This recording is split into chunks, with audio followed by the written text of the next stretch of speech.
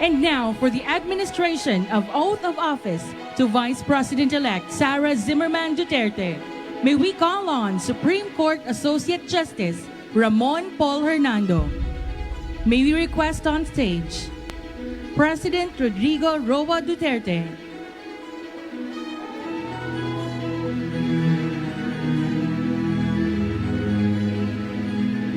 and Mrs. Elizabeth Zimmerman Duterte to witness the oath-taking.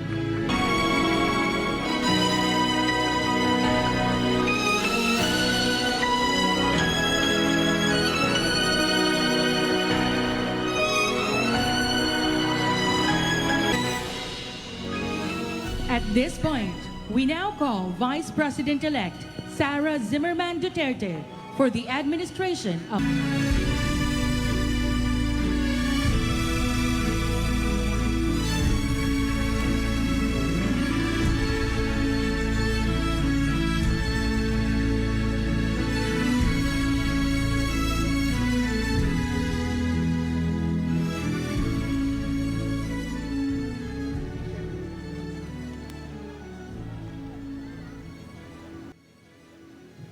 Good afternoon, Madam Vice President-elect. You will be taking your oath pursuant to Section 5, Article 7 of the Constitution as the duly elected Vice President of the Philippines. Please raise your right hand and repeat after me. I, state your name, Sara Zimmerman Duterte, do solemnly swear do solemnly swear that I will faithfully and conscientiously fulfill that I will faithfully and conscientiously fulfill my duties as Vice President of the Philippines, my duties as Vice President of the Philippines, preserve and defend its Constitution, preserve and defend its Constitution, execute its laws, execute its laws, do justice to every man, do justice to every man, and consecrate myself to the service of the nation.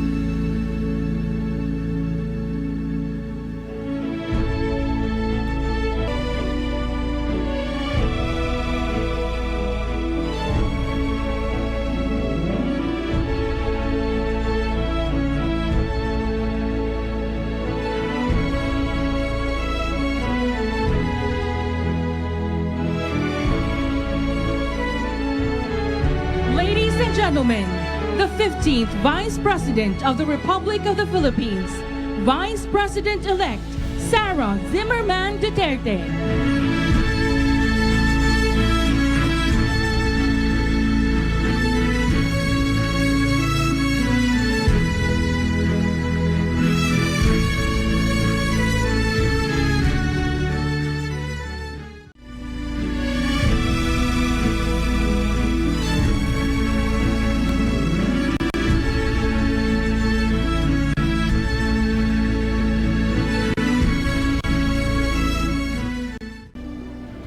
Assalamualaikum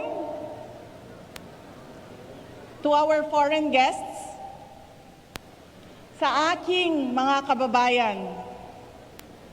Magandang hapon po sa inyong lahat. Maayong hapon sa inyong tanan.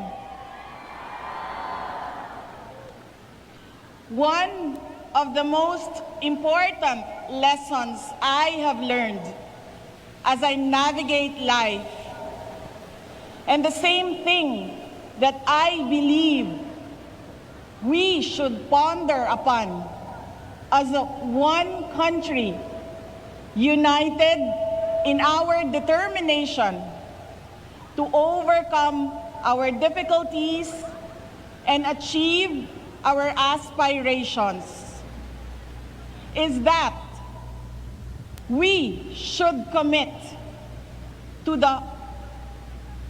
heart the priorities of God, country, and family.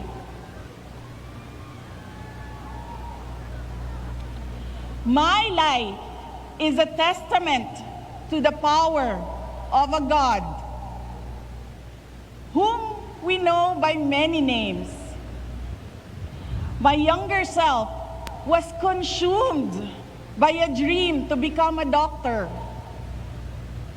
I pursued a pathway that I thought could help me realize that dream.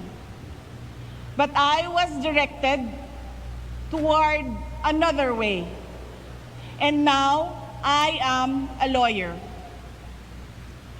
When I committed myself to governance and public service, I was also determined to finish 3 consecutive terms as mayor. That will not happen anymore. I am now the Vice President-elect.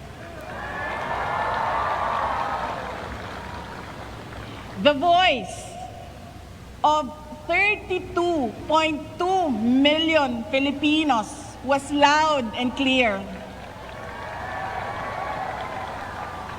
With the message to serve our motherland. And this message has been reiterated in my oath to consecrate myself to the service of the nation. There is a God whose will transcends the desires of our hearts, one whose will directs us to the way that we might not have imagined, but a way that consecrates ourselves every day to help our fellow men overcome the difficulties they face in their lives, to change lives, to save lives. If you all take a moment to listen to the call to serve and decide to heed the call, in the same way that many are already devoting their lives as hardworking farmers and fisherfolk that ensure that there is food on our tables, dedicated health workers who help the sick, brave soldiers who fight for our country, honest and fair entrepreneurs who support our economy, patient school teachers that guide our children. I believe the country will be heading towards a future of hope, security, strength, stability, and progress. Today, we celebrate the life and works of our national hero, Dr. Jose Rizal. May his memory light up the fire within us to become patriots. Rizal taught us that selflessness and sacrifice could change our country's fate. and shape our children's future. The bravery of Rizal completes the fabric of our identity as Filipinos.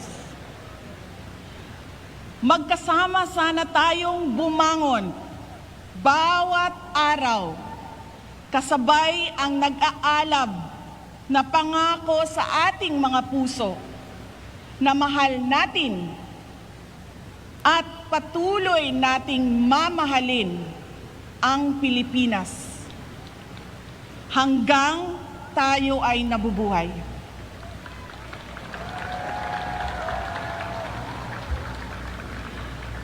Let us show our love for our country by taking care of our families and communities despite the unending challenges that come their way.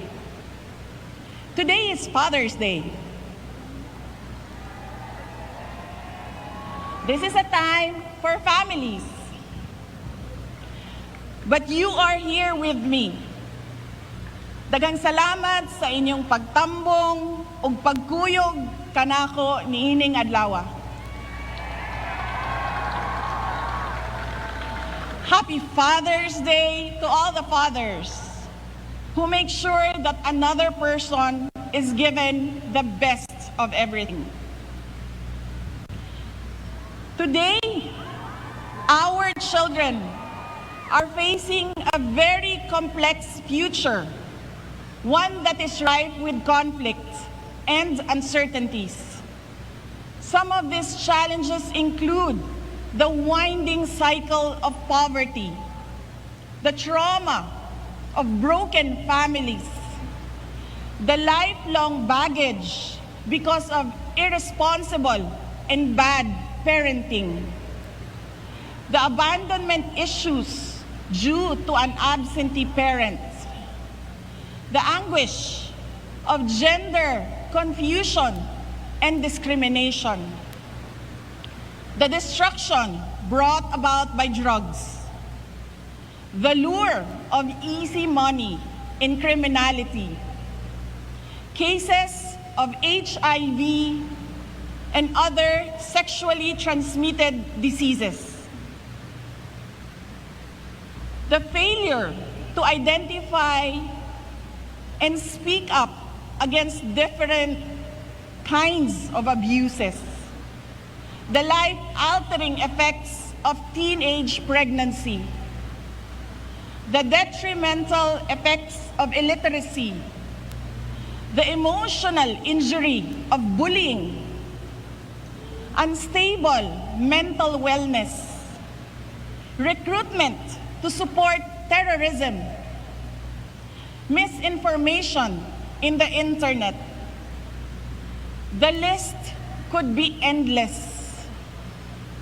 A strong, loving, happy family sets down all the basic foundations essential in the development and growth of a child.